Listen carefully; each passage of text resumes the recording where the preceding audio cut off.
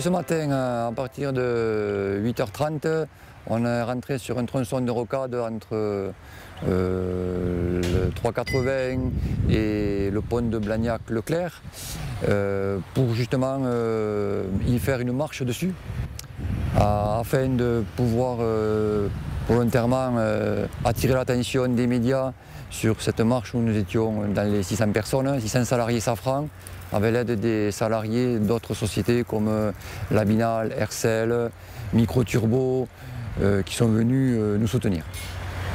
Cette démarche a été faite parce que le PDG du groupe Safran, Philippe Petit-Colin, a comme projet de vendre éventuellement le bureau d'études, Safran Ingénierie Services.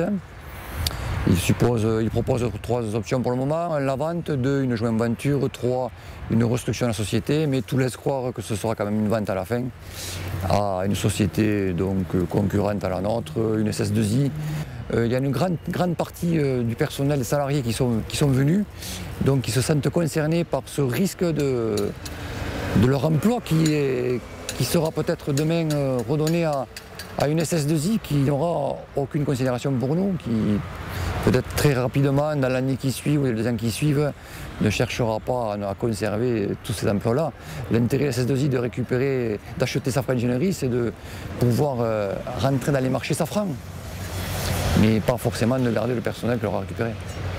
Et nous avons fait le Tour de France, le CE, les syndicats de nos sites Safran Ingénierie qui sont donc sur Paris, sur Vitrolles, sur Bordes, pour justement aller les trouver, leur dire ce qu'il y en est de la situation, ce que la direction est en train de faire, prévoit de faire.